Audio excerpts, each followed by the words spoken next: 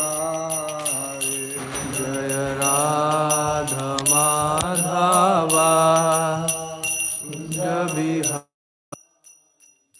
Gopi Janavalabha Girivaradhari.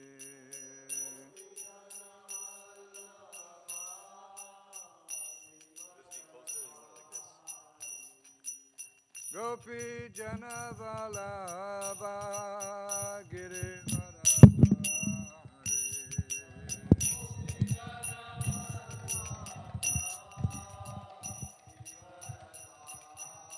Yashodanandana Braja Janaranjana.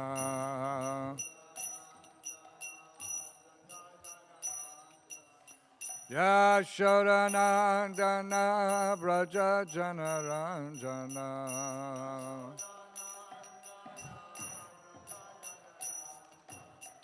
Yamuna Tira Vanachari.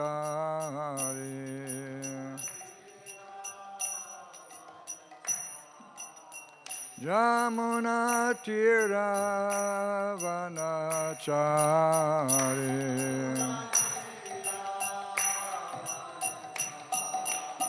Jaya Radha Madhava Kunja Bihari.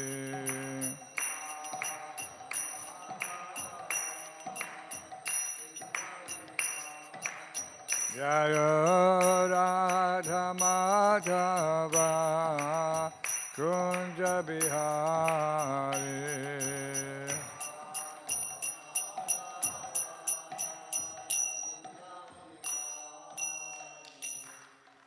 Jaya Vishnupad Paramahansa Parivrajagacharya Ashtatarasati Sri Śrimad.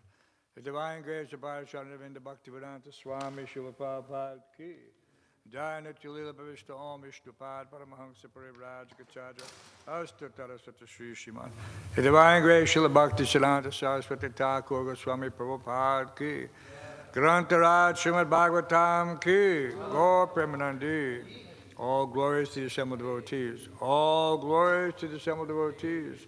All glories to the assembled devotees. All glories to Sri Guru, Sri Gauranga, and Srila Prabhupada.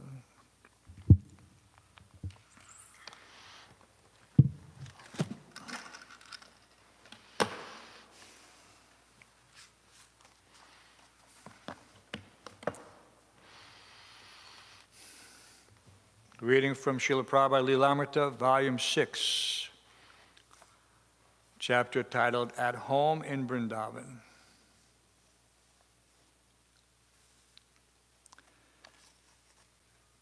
Actually, Prabhupada's calling the GBC men together had been so they could chant for him.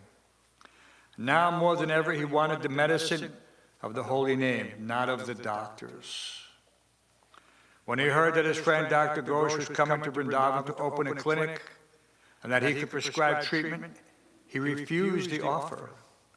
These doctors will come and give something to try and save, he said. I don't want to be saved. Dr. Ghosh may come for the clinic he wants to develop, but not for my treatment.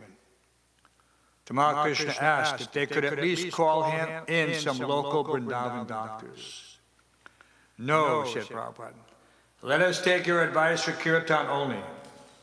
Tamal Krishna agreed that kirtan was best, because in that way they were pleading for Krishna's help. Better you don't pray to Krishna to save me, said Srila Prabhupada. Let me die now. Prabhupada then asked to sit up.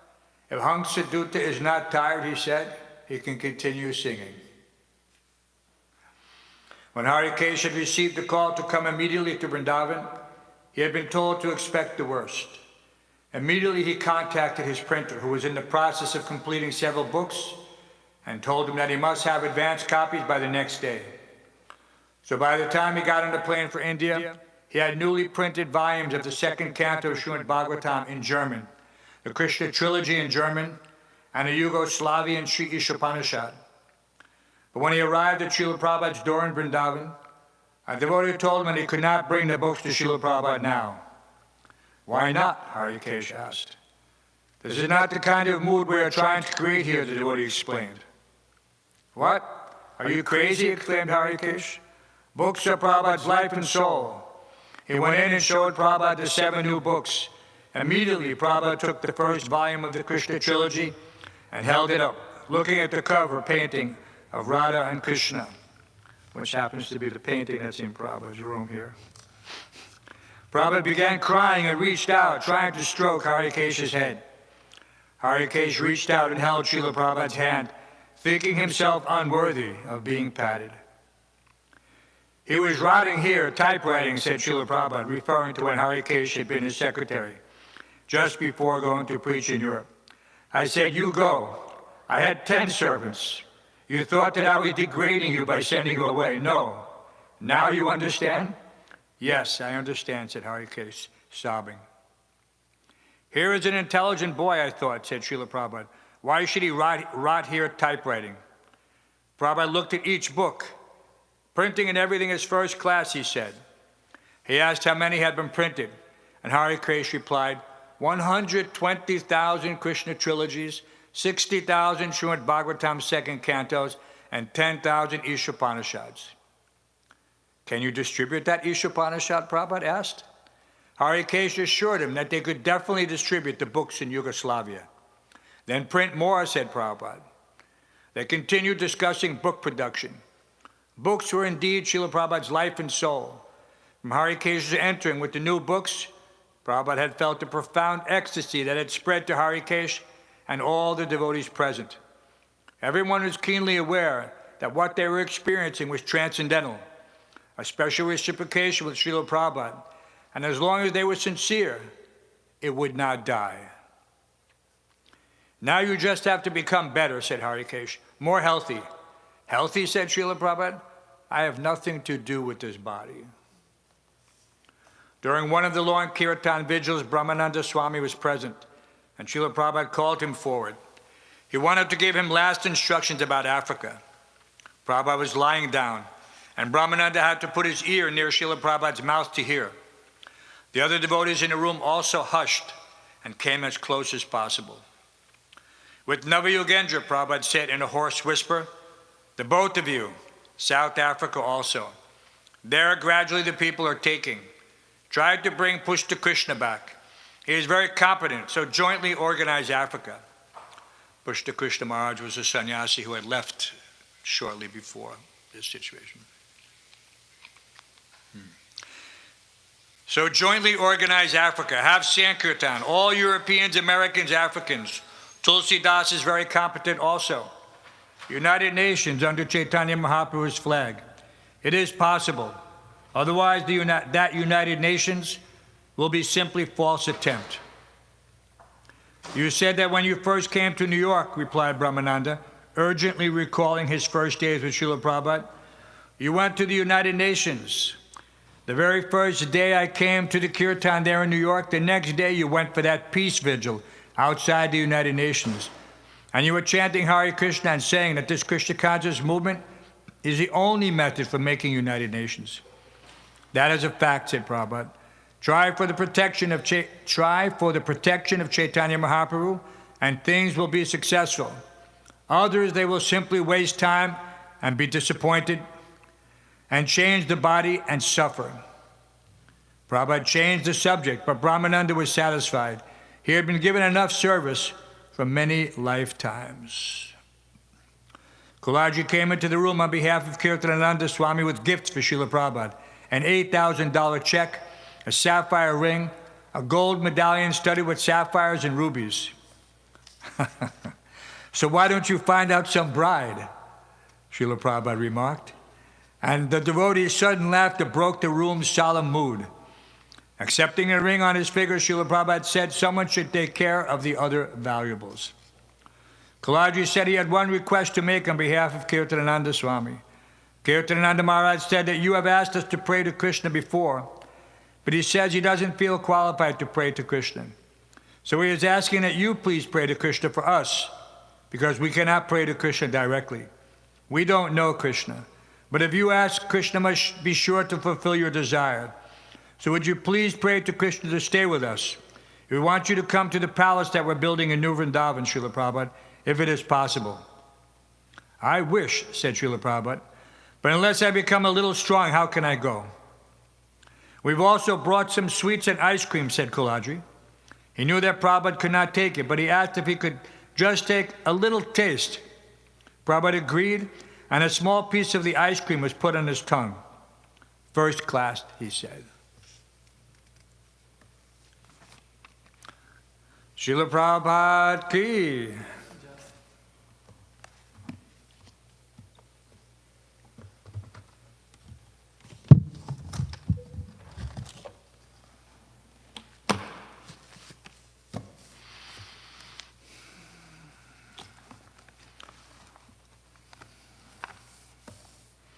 Om Namo Bhagavate Vasudevaya. Om Namo Bhagavate Vasudevaya. Om Namo Bhagavate Vasudevaya. Reading from the Śrimad Bhāgavatam, 3rd Canto, 24th Chapter, Text 44. Chapter titled, The Renunciation of Kardama Muni.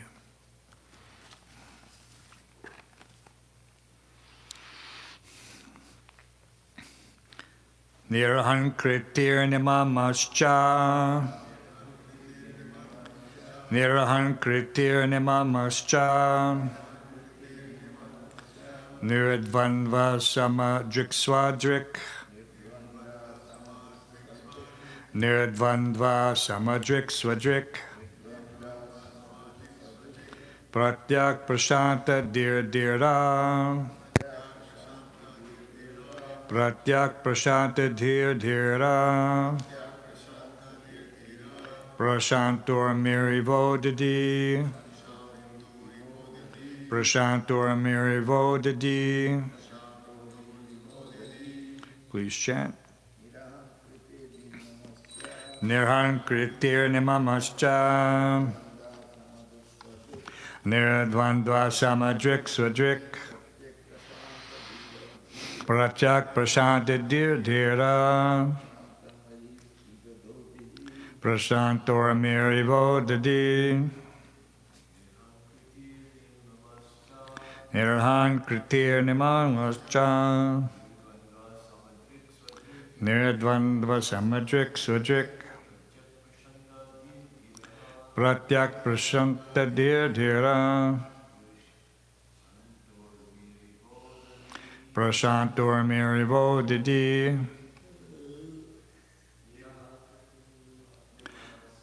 Nirahankritir nimamascha. Niradvandva samadrik svadrik. Pratyak prashanta dhira. Prashantor mirivodadi. Nirahankritir nimamascha. Niradvandva samadrik svadrik. Pratyak prashanta dhira. Prashantor mirivodadi. Ladies,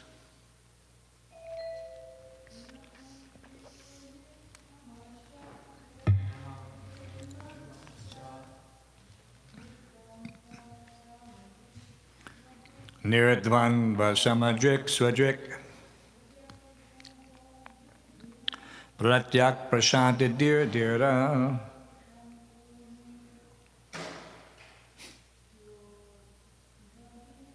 Prashantor mirivodadi.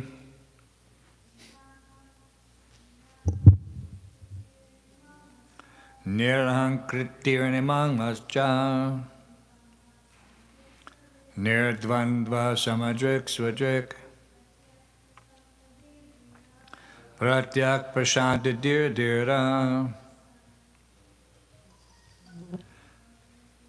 Prashantor mirivodadi.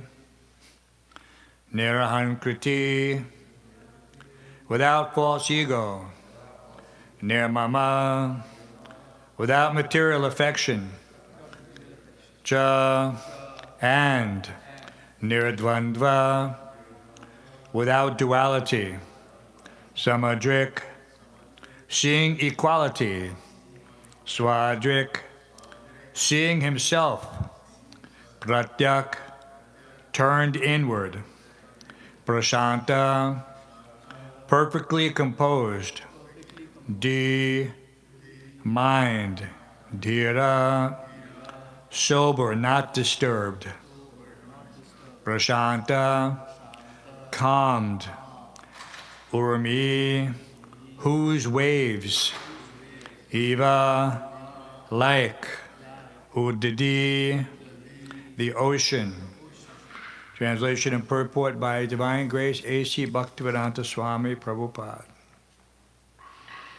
Thus he gradually became unaffected by the false ego of material identity and became free from material affection, undisturbed, equal to everyone, and without duality. He could indeed see himself also. His mind was turned inward and was perfectly calm, like an ocean unagitated by waves. Shri Radha Govinda Dev Ki. Purport by Srila Prabhupada. When one's mind is in full Krishna consciousness, and one fully engages in rendering devotional service to the Lord, he becomes just like an ocean, unagitated by waves. This very example is also cited in Bhagavad Gita. One should become like the ocean. The ocean is filled by many thousands of rivers, and millions of tons of its water evaporates into clouds. Yet the ocean is the same unagitated ocean. The laws of nature may work, but if one is fixed in devotional service at the lotus feet of the Lord, he is not agitated, for he is introspective. He does not look outside to material nature, but he looks into the spiritual nature of his existence with a sober mind. He simply engages in the service of the Lord. With a sober mind, he simply engages in the service of the Lord. Thus he realizes his own self without false identification with matter and without affection for material possessions. Such a great devotee is never in trouble with others because he sees everyone from the platform of spiritual understanding. He sees himself and others in the right perspective. Om Jnana Tamranta Shagaranjana Shlakaya Chakshuram Nutamina Tasma Shri Gurave Namaha Mukam Karoti Vachalam Pangum Lankayate Gurum Yakripatamaham Vande Shri Gurum Diratanam.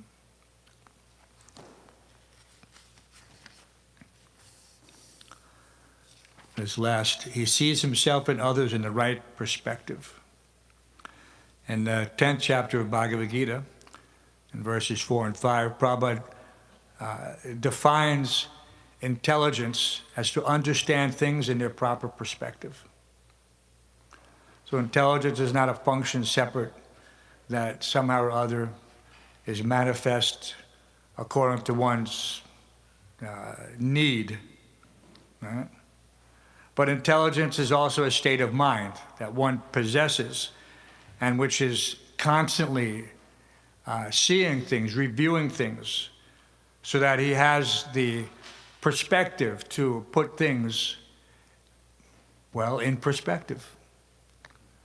This means I don't see things separate from Krishna. I mean, there's that verse there, Vidya Vinaya Sampanne Brahma Gavani Hasani, that the learned sage sees with equal vision, so that's also described here. So this equal vision is also perspective. You know, you cannot have this vision unless you already appreciate that there's Vedanti Tat Tattva Vidat Tattvam Yat Jnanam Advayam, that the supreme absolute truth is understood in 3 phases. You know, so we understand that the Paramatma is there in every living entity's heart. And so that leads one to have the proper perspective. And he sees things through that lens. He doesn't have some superficial, what do they materialists say, Bhakti Raya? You can't judge a book by its cover. Right? So that's a very common thing, which relates to this. It's the same vidya vinaya sambandha. How can you judge something from some external perspective? Yeah. Back to perspective. You have to know something through experience, through study, through interaction. So there are many sayings like this. The American Indians also have a saying, don't judge a man until you've walked a mile in his moccasins. The moccasins are the traditional footwear of the American Indians. They're called moccasins. It says you can't judge a person until you've walked a mile in his moccasins. So there was a nice Prabhupada, in the daily calendar, Prabhupada's quotes, which are on a specific day. So basically that quote today was, there shouldn't be any disturbance in the society. Right? What did he say specifically? Where's that quote? I'll pull it open in our residence chat. I sent it around in the morning. It says, our society is like one big family, and our relationships should be based on love and trust. We must give up the fighting spirit and use our intelligence to push ahead. Letter to Upendra, August 6th, 1970. So there's always will be some different viewpoints, but these viewpoints should not be disagreements. Actually, all these viewpoints can be consolidated to push on Krishna consciousness. This is the highest use of one's intelligence, is to, what did Prabhupada say? Cooperate. This cooperation is not some blind action. That cooperation means you cooperate with me. Right? Some people think like that. Cooperation means you cooperate with me. No, Prabhupada gave some distinct definition. He said in the lecture in Mayapur, and Prabhupada uses this word reciprocate many times, but in this instance, he was saying, what's that word? But then he didn't say one word. He said responsive cooperation. Responsive cooperation. So that is Prabhupada's definition of reciprocation. It's not a one way, my way or the highway. No. So responsive cooperation means we come together and we have the common goal to push on Krishna consciousness, and we try to use our intelligence in the best possible way. Right? It's not an ego thing that, no, my idea is better than your idea. No. All these ideas that can be utilized, because utility is the principle. If your idea is a good idea, then it will stand on its own. That's the nature of so-called good ideas. It's not that, but we have to have a little experience. If someone demands that, no, it has to be this way, then this is what Prabhupada is speaking about, this so-called fighting spirit. Cooperation means responsive cooperation. So we should keep that in mind. Here in this particular verse, we see that there's a lot of interesting points. Prabhupada even makes the point about going to the forest is not the important thing. He said preaching in the city is more important. So it seems to be contradictory that vanaprastha means one who goes to the forest. But as everybody likes to change things, the city is the new forest. Because this is where you can be most effective. If you go to the forest, you can only preach to the animals. Right? But here in the city, we have so many so-called dvipada pashus. All right? So there are so much preaching, much more than simply going to the forest. And yes, forest is there, it's not going away. All right? But while the city is here, and while the preaching is here, then we should spend our time to maximize our effectiveness. We have a certain amount of time. If you concentrate your time effectively, then the results will show. And this is, and we of course we see, what did Harikesh bring to Srila Prabhupada? He brought books. You don't need books in a forest. Books are for distribution. So, you can extrapolate what pleases Srila Prabhupada. There's book distribution. Because this is how the conditioned souls will be benedicted. Not necessarily by our 3 minutes talking. The secret weapon, prasadam, and then with book distribution, you have this complete formula for success. And there's another saying, what do they say? You don't try to improve on so-called success. If something is working, then use it. There's a tendency to try to make things different. Prabhupada criticizes changing things. And we saw that whenever there was a so-called change, there was not a good result. Like the devotees wanted to distribute paintings. And another time it was records. Another time it was stickers. So none of these things lasted very long. Short-term solution to perennial problem that devotees are always going to be kept a little bit short of money. And why is that? Dr. Ryan, you know why that is? You read the Krishna book story about Bhrigu Muni? You didn't read that story yet? Okay, there was one son of Lord Brahma.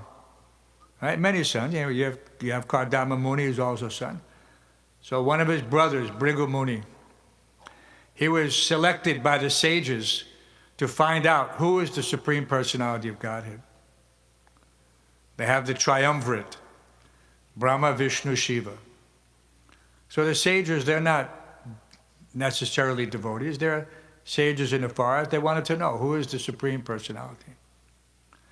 So Bhrigu Muni was selected. Why? Because he's the son of Lord Brahma and he's the brother of Lord Shiva. So first he went to Lord Brahma, and in the presence of the secondary creator, the topmost personality within the universe, his father, he ignored the protocol to pay respects, either by words or by actions. No pranam. It's like if you don't pay your obeisance to a sannyasi, then your day is finished. If the sannyasi is there and you fail to pay your obeisances, your life there becomes compromised. So he failed to pay respects to Lord Brahma.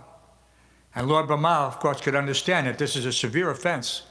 So he wanted to immediately kill him. But he was able to control, because he has so much, how can you say, potency. Brahma is not an ordinary jiva.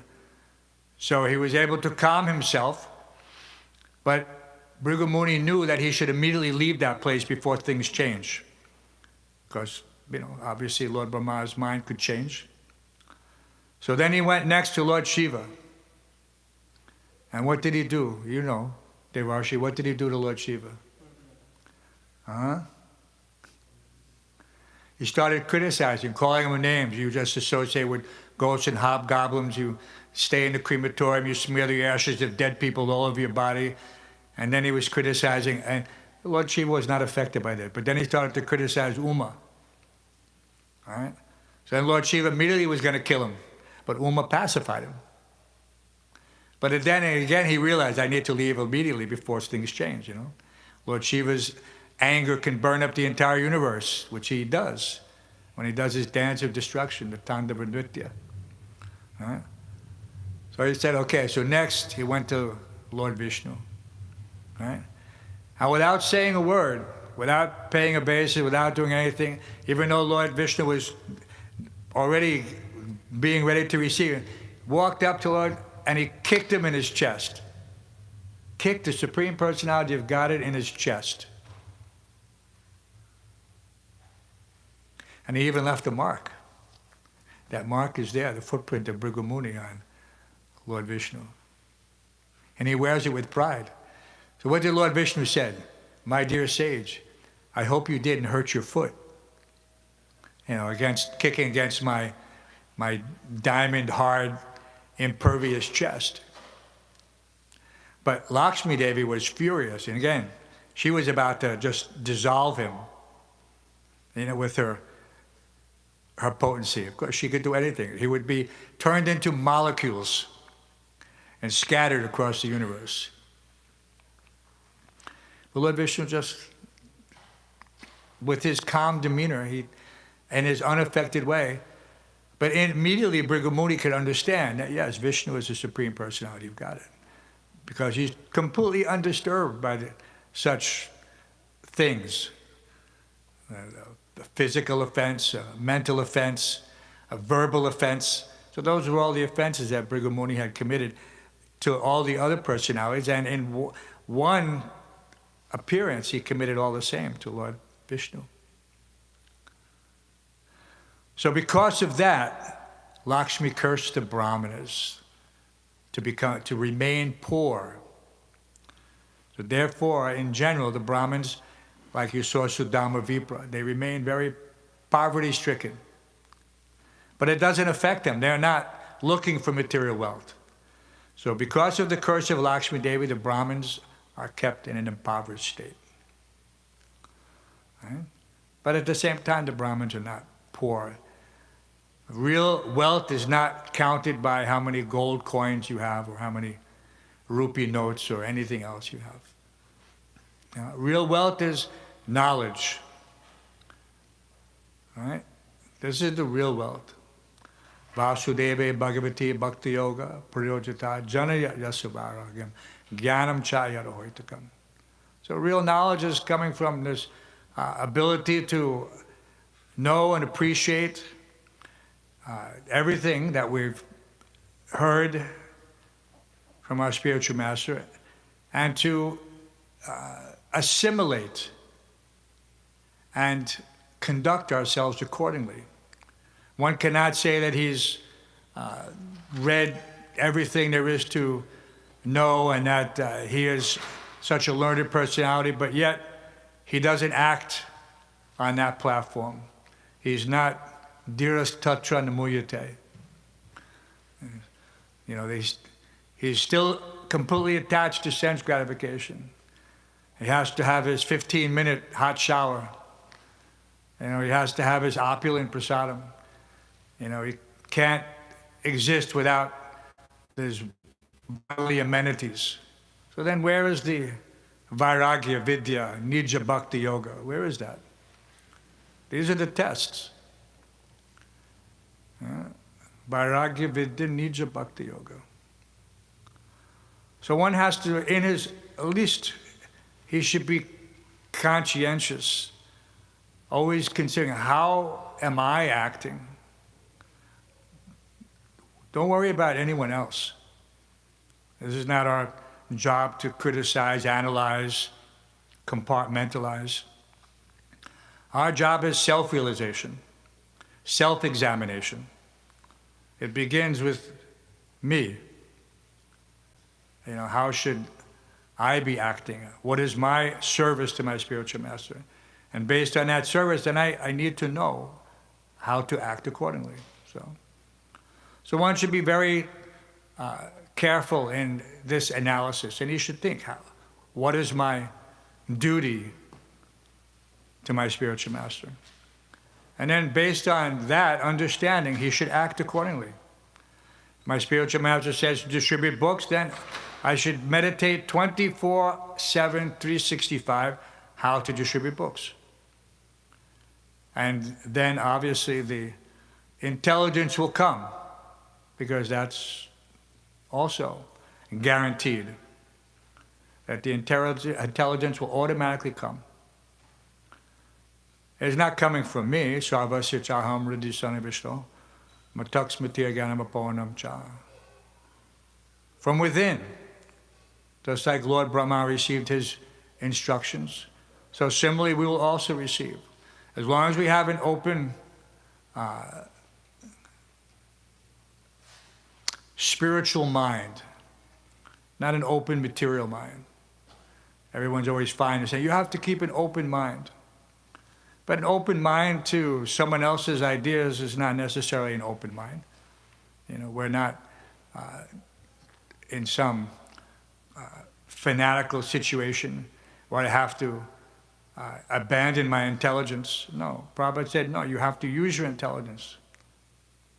It's very important to keep. So we have to try to use our intelligence as much as possible, not fall into some automatic, mechanical routine, which leads to complacency. One always has to be thinking, how can I make whatever situation I have pleasing to the spiritual master?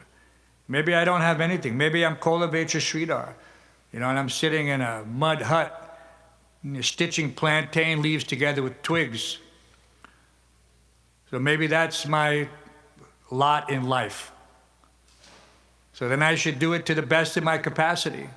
And whatever I receive, I should offer to the worship of the Supreme Lord or to the Mother Ganges, whatever it is, but I should utilize it. And not thinking, oh, well, this is a useless endeavor. There's no money to be made in making plantain cups. Everyone has seen those cups in India. They're called dona. You get your little food for life kitchery or your chana, they give like that in every food distribution. Dona. And what is it? It's just a cup.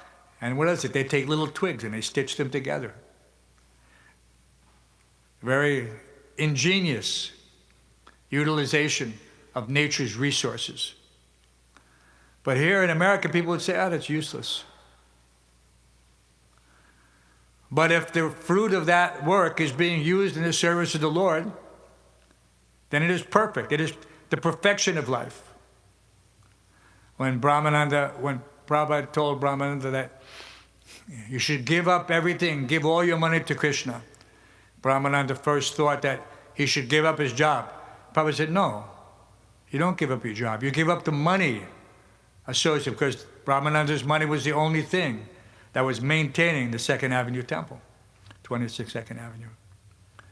Because there was no money. They would pass around the basket after Prabhupada's lecture, and people would throw in nickels, dimes, quarters, not even dollar bills.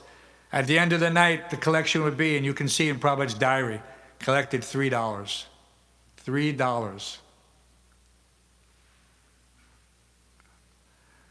So Brahmananda couldn't give up his job. Prabhupada said, no, he had to do that. That was his duty. Same thing with Hamsarūpa Maharaj.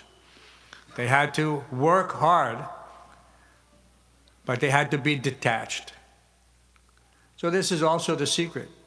In every respect, in every situation which may appear to be difficult, everything can be done if one has Krishna within his heart, within his mind, on his tongue, then he can do anything. It doesn't matter. He could be on the battlefield like Arjuna, killing, 64 lakh Aukshahini. It's nothing. It could be done without any. What do they call it? PTS, post-traumatic stress syndrome, PTSD. Because if one is not a warrior, then automatically he will be afflicted. His mind cannot accommodate it. And so there has to be some reaction. But if one is a warrior, these things are nothing. It doesn't matter to him. He also understands, that for the soul there's never birth nor death, nor having once been. And Krishna is telling him all these things. And sometimes people criticize us that your holy book is simply a treatise on war, killing. They have other things like that. Sun Tzu, The Art of War. They say that's not a holy book. Yours is not a holy book. And we say, have you actually read Bhagavad Gita? Of course, they have not. They've read some, what do they call those things that you get in college, the quick, what's that? What's it called? Yeah, it's something you buy. It's a cheat book, you buy it in the store. It's a synopsis of everything that you're supposed to know, and they give it to you and I forget, I've been out of college too long. Anyway, it's there. You're supposed to read whatever, all the collected works of Shakespeare, but you can buy this tiny little book in the bookstore and you skim it. It's just a summary. So we can't do that in spiritual life. You can't. There's no shortcuts. If there was how can you achieve a level of competency in spiritual life, especially in understanding the science of the soul, Atma Tattva Gyan, by some cheating method? No, you have to realize it. And if you realize it, then that will never leave you. But if you haven't realized it, then you'll be challenged. Krishna will give you something to challenge you and say, well, maybe let's see how much you've realized it. Here's a test for you. And then the next thing you know, our dear God brothers are, where did Prabhu go? He was just here. Where did he go? Your Prabhupada used to say, don't be surprised who leaves, be surprised who stays. Right? And we've seen this many times. But this staying power is not some academic skill that one develops.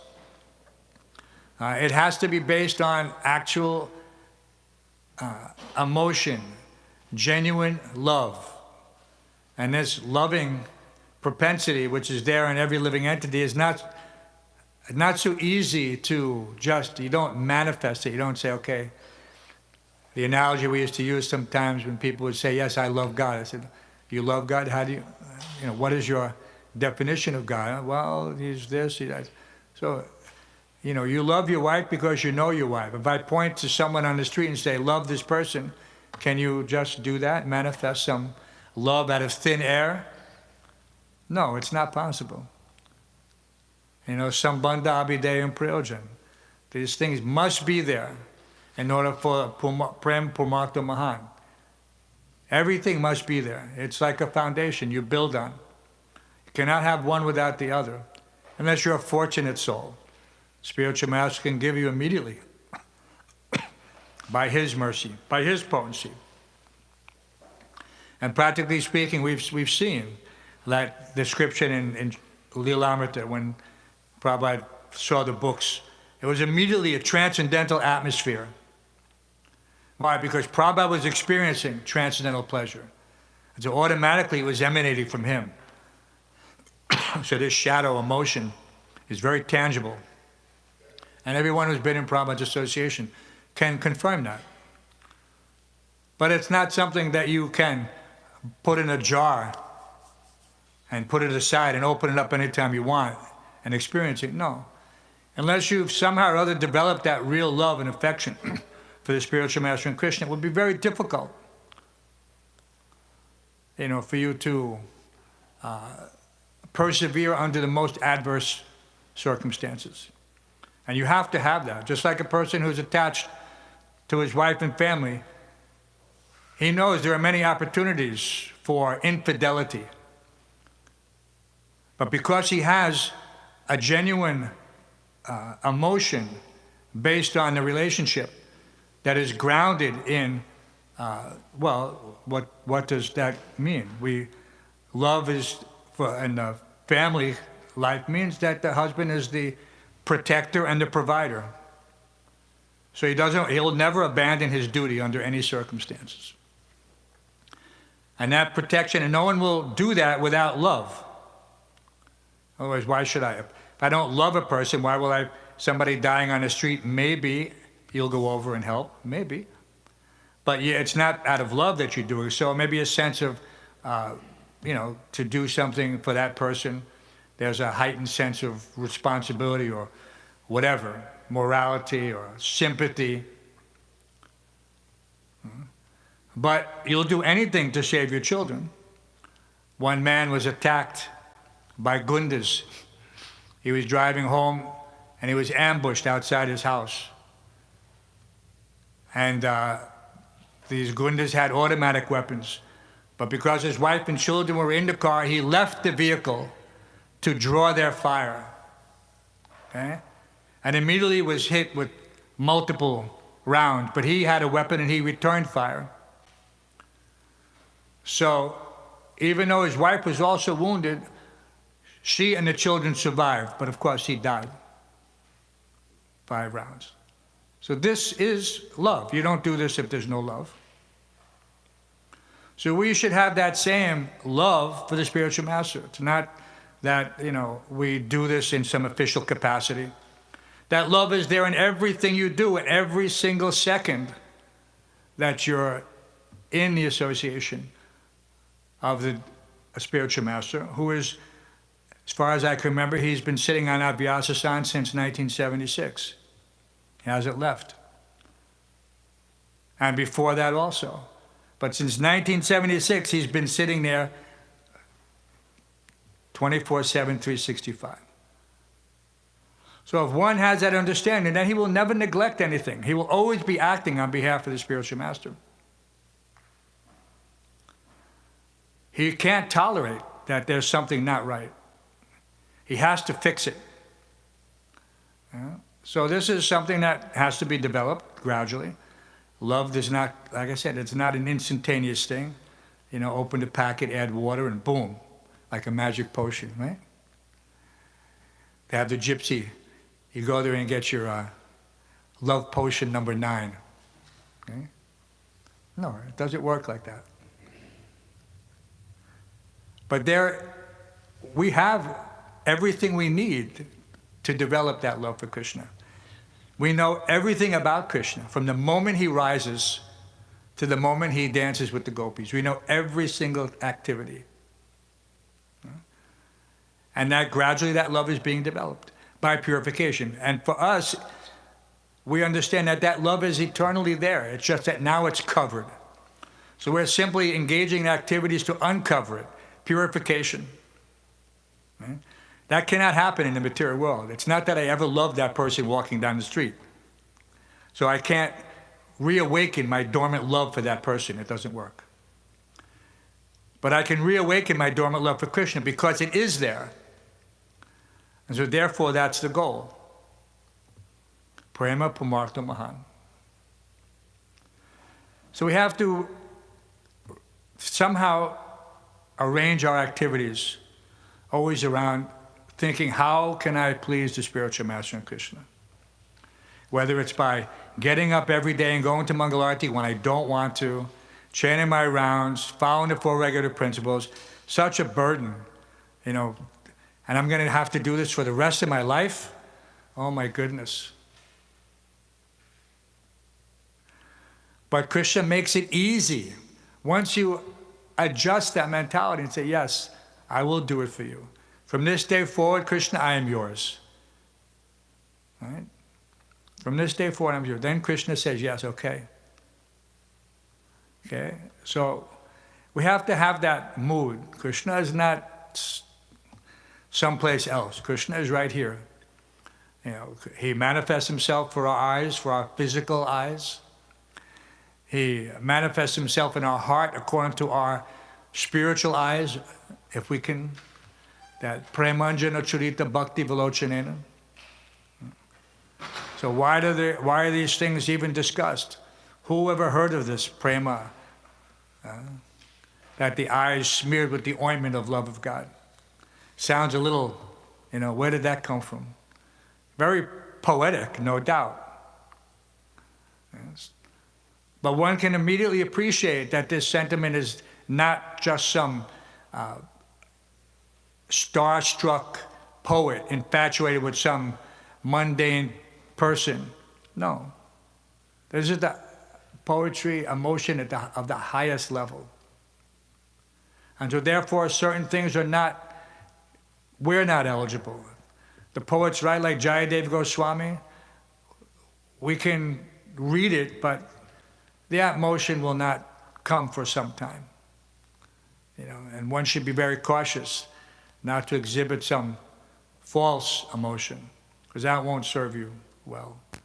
To try to, sometimes there are some, if you go to certain places in India, people will just cry on demand, roll on the ground, and just make all these sounds. This is not bhakti. This is just some imitation. And there's a term for it. And what's that term? Sahaja. You don't want to become a sahaja. So you have to appreciate, you have to try to distinguish between what is real emotion and what is maybe some neophyte sentiment. That yes, I can have. When one reads, he can feel the love between Mother Yashoda and baby Krishna. He can sense that there. But he cannot experience it. We cannot experience that. But we can appreciate it. And we should just try to concentrate our efforts on how, and which is why deity service is so important. That's why Pancharatrikyam, this is parallel path. Because one does develop attachment for Krishna in his archa form. Shri Vigrahara Dhananityananda. Why we're chanting every single day. Sringara Tal Mandira Marjanado. Okay, so we're going to have that class today, the Brahmacharya class. It's not that the temple is only this room and that the other 4, 5 floors are not the temple. No. The whole building is the temple. Every nook and corner. If you're thinking I'm cleaning the temple, but I'm not cleaning the Brahmacharya ashram, then the temple is not clean. Don't fool yourself. Don't be fooled by anyone else. Don't let someone minimize that. If you're saying, oh no, I want to clean everything, and they're saying, no, this is just clean the lobby. No. Yes, of course we have to clean the lobby. The guests are coming. But cleanliness next to godliness doesn't mean that I see this place as eligible for cleanliness and this place is disqualified. I don't have to do that. I can ask any one of you, where are the dirty places upstairs? Everyone can immediately say, yes, I know so many dirty places. So if you know them, then you are responsible for cleaning them. It's not that you can walk by. The famous bathroom lecture in Mayapur, Prabhupada said, water and water, no conflict. Acid and acid, no conflict. But water and acid, reaction. So if you go walk by the dirty stoolroom, we have big property in Mayapur. Everybody's been to Mayapur? You have boundary wall. On one corner, when you're looking at the main gate, on the very far right-hand corner, we used to have workers, devotees living on the left side, and the weavers, some devotees, and then on the right side, some other just labor class. And that bathroom was never cleaned properly. If you're expecting the labor class to clean their own bathroom, even they won't clean. They're looking, where's a bungie, where's a bungie? They want somebody else to clean. They don't want to clean. Bungie means toilet cleaner. So Prabhupada would walk around the campus. When he walked past that place, he didn't say anything at the moment. He said something. He asked who's responsible. And everybody gave an excuse, that classic finger pointing like this. So Prabhupada went back, and first 15 minutes of the Bhāgavatam class was how, if this is the mode of ignorance and you ignore it, that means you're in the mode of ignorance because you're compatible with this situation. It doesn't react with you. You don't feel anything. If you're in the mode of goodness, you cannot tolerate that dirty place. So we should try to appreciate where Prabhupada is coming from. That this, if you see a dirty place and you adjust your mind to accept it, that means you're of that. Instead of tadara justamo bhavo kama lobha deyasya, instead of rising above the modes, you're accommodating the modes. You're saying, yeah, it's okay. I'm okay with this. I'm okay with this dirtiness. I'm just going to ignore it. What does that ignore means? Ignorance. The mode of ignorance. So if you ignore it, that's the mode of ignorance. So don't fall into this attitude, mentality that I'm just a resident in this big building. No, this is not a building. This is not some 33 bond over there. We're not paying, $2,600 for 550 square feet. No, this is priceless. This is Vaikuntha. Prabhupada said the temple is Vaikuntha. But if we're not treating it like Vaikuntha, then you're missing out on the opportunity to get the benefit of living in Vaikuntha, where there's no anxiety. So, doesn't everybody want to be in a situation where there's no anxiety? Isn't that why we came? So, that means everything has to be just up to the standard of Srila Prabhupada. Prabhupada used to walk around and inspect the temple. He called it management by walking around. I try to impress upon. This is the highest level of best practices. People say, no, it's delegate, remote this. No, that's bogus. Prabhupada said best is management by walking around. Prabhupada would take his morning walk and he saw everything. He saw a light bulb that was left on. And we've told that story many times. Prabhupada said, I see, but you don't see. Right? Have you heard that story? You haven't heard that story? We'll do a quick one. So Prabhupada is doing parikrama around Krishna Balaram, and you have to walk underneath one area where the kitchen used to connect to Prabhupada's house. It still does, but they don't use it so much. And because Prabhupada's room was the first completed structure. Second was the guest house, then they're still working on the temple. So you have to walk underneath and you have to kind of dip your head, and it's dark there. After Mangalartik, you walk through and there's a light. And so after Mangalartik, it's dark and they're walking around. And as it gets light, every time Prabhupada would pass by the light, but he wasn't saying anything, he just said, he would stop. He would say, I see, but you don't see. And then he would keep on walking. All the devotees were bewildered. What does Prabhupada mean? Some esoteric philosophical concept that, just... And he walked around again. Everybody's chanting, Hare Krishna, Hare Krishna. Come to that same point. Prabhupada stops, puts his cane down, says, I see, but you don't see. Everybody's just, what is Prabhupada? Prabhupada keeps walking. Third time around, Prabhupada gets to that same spot, and he doesn't put his cane down. He says, I see, but you don't see. And he points his cane at this light bulb. Why is this light bulb still on? There's light now. Electricity is wasting. You're not thinking that this is Krishna's Lakshmi. Okay? So, management by walking around. Prabhupada saw everything. If something was neglected, if something was out of place, he saw it. So we should follow in his footsteps with this and everything else. And when you walk around, you should be thinking that, would Prabhupada appreciate this situation? And if not, what can I do? Maybe I can't do it. Maybe I can only tell the temple commander. That's okay. That's the right thing then. But if it's something simple, then why not? There's trash on the floor, you pick it up and throw it away. Does it make sense to ignore it? No. These are typical temple president classes, by the way. And that's okay. If we weren't hearing them, I heard them many times. And this is how we developed the mood of responsibility, not the mood of apathy.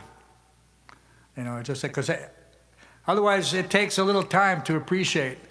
It doesn't happen overnight, the realization that we have this wonderful facility. And Prabhupada always said in many ways, and Karma say it all the time, what does it say? Use it or lose it. Use it or lose it. So what we saw from my short experience when I joined the temple is that we were living in a temple, and in the years from 74 to 75, the population of the society exploded for various reasons. Book distribution, traveling Sankirtan. Wasn't still that many devotees. When Prabhupada was on the planet, anybody know how many devotees there were? Initiated disciples, less than 5,000. Less than 5,000. 4,000 something, 800, 900. And they were just preaching everywhere, all over the world. And the movement was exploding.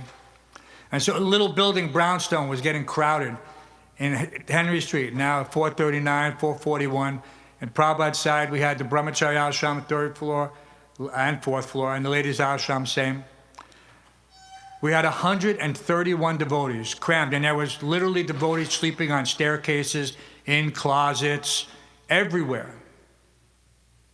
There was absolutely no room. You know, I mean, if I describe it, you wouldn't believe it. Lying on the floor in sleeping bags in one room, head to toe, head to toe, head to toe, like sardines in a can. Everyone see sardines in a can? If you hadn't, it might be a little bit, Arjunananda has to hide his head. You can Google it. Sardines in a can, just packed up like that. So that's how we used to sleep. So because every single inch of that building was fully utilized, Prabhupada said, yes, we should be looking for another building. And then we found another building. And immediately we filled up that building. 230 devotees, 231 devotees living in that one building on 55th Street. 230 devotees. So how many are we now? 40? With people moving in and out, 40. All right? So we need to fill up this building, and then Krishna will allow us to construct something else for his opulent worship. Of course, this building will become the main temple, but next door you'll have a nice facility for everything else. A nice restaurant, gift shop, snack bars, banquet halls, museums, galleries, theaters, schools. Everything is there, just like we used to have. But you have to want it. You have to know that this is what Prabhupada wants. You know, so this is a very important point. If you know what Prabhupada wants, you don't settle for anything less. Right? That's another advertising blurb. Why settle for anything less? No. Prabhupada said what? Shoot for the rhinoceros. So, you know, when you shoot for the rhinoceros, you know, they have a saying when you learn to shoot. Aim small, miss small. Okay? Aim big, miss big. So you have to concentrate, aim small. Okay? But that small should be for that biggest target possible. You know, so that you can achieve the highest return on your efforts. So, any questions? Because Devarshi is going to ring the bell at 9:45. You might have to give people a little extra time to eat breakfast, Devarshi. Okay. Any questions? Any comments? Any corrections? Please forgive me for any offenses if I've said anything that, you know, does not comport with your understanding. Srila Prabhupada ki, Śrimad Bhāgavatam ki, Shri Shri Radha Govinda Dev ki.